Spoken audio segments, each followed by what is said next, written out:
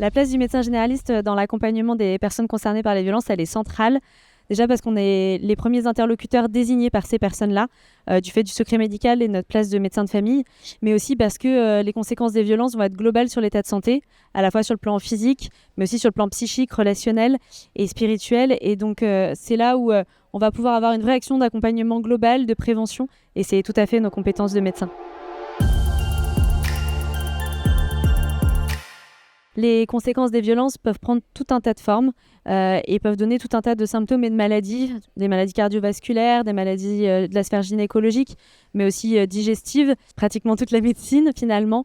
Et c'est pour ça qu'on recommande le dépistage systématique parce qu'effectivement, il n'y a pas de point d'appel unique. Tout peut être une entrée et une conséquence des violences. C'est pour ça qu'on se doit de rester alerte avec chacun et chacune.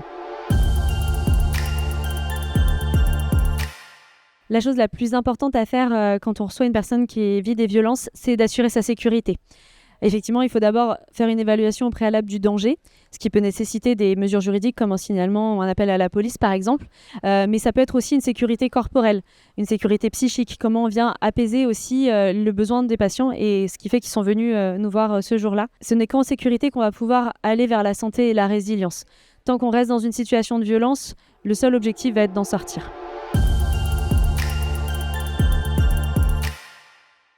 Pour être mieux accompagné face à ces situations complexes, on aimerait être revalorisé sur des consultations qui prennent évidemment plus de temps, mais aussi plus de compétences.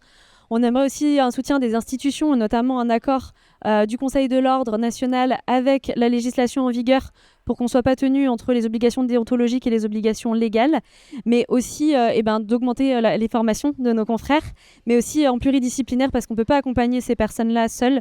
On a besoin de tout notre réseau de ville, les kinés, les sages-femmes, les spécialistes, mais aussi les assistantes sociales, les juristes, et il n'y a qu'ensemble qu'on peut y arriver.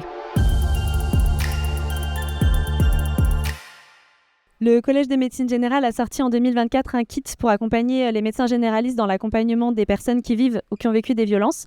Dans ce kit, on trouve des fiches pratiques qu'on peut utiliser au quotidien. Et cette année, 2 nouveaux livrables sont sortis, un sur le traumatisme psychocorporel et un sur la prévention du trauma vicariant.